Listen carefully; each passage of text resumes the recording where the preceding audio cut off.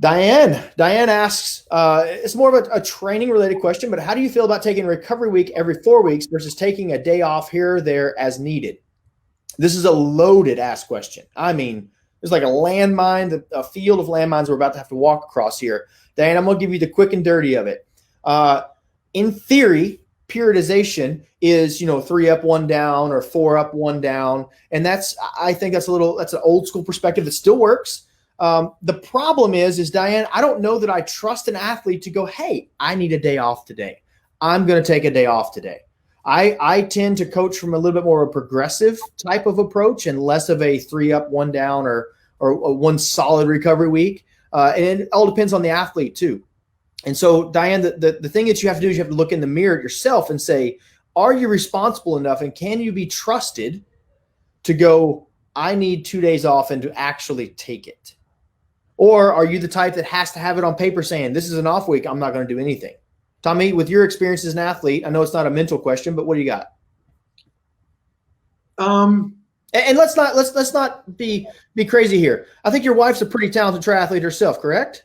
She raced professionally, yeah. Right. So you know a thing or two about a thing or two outside of just the mind. So now, with that being said, what's your opinion on that? What's your thoughts? Well, the equation for growth is stress plus rest. So rest plays its part. I also personally, I think that there's different, like physiologically, we're all made up differently. Each of us responds to different things, different training. So I think it's working with your coach to that understanding, but understanding that rest is extremely important because there's the physical rest and the cognitive rest, right? So like that, we don't grow unless we step off the gas. And if you're constantly doing workouts, you're not giving yourself time for recovery.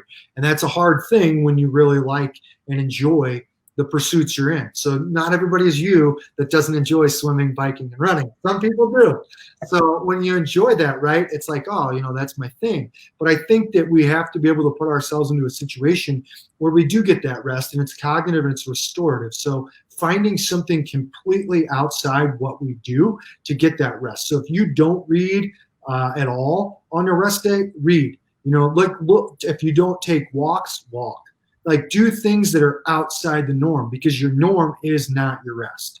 And I think that the important thing is to target and approach rest, seeing the value in it, even that stress plus rest equals growth, that and targeting that and training it the same way, like challenging yourself. Okay, these are the things that work from, like, I know I have to put myself into this. So I'm, like breath work, like all the things that you can do, mobility, flexibility, all the stuff that's going to help on those rest days, just continue to set you up to be physiologically rested and cognitively rested to come back and really rip that training whenever that next point is. So I think it's that's the way I kind of try to challenge myself to do it with that. But I've gone back and forth about like what is like, okay, is it a traditional approach, or I think it's working to find again what works best for you and how your body best responds.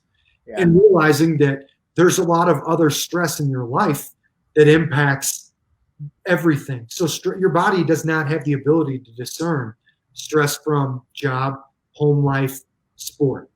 It all has the same physiological response in your body. So understanding that, taking that out and getting that rest, you're allowing yourself that space to recover. So i.e., like you may be a 1 on 6 off or 6 on 1 off person right now, but then like when other things increase in your life, you might need more rest. Yeah. And I mean, that's absolutely spot on. And I know you were talking about me when you said 1 on 6 off, but that's okay. We'll discuss that offline.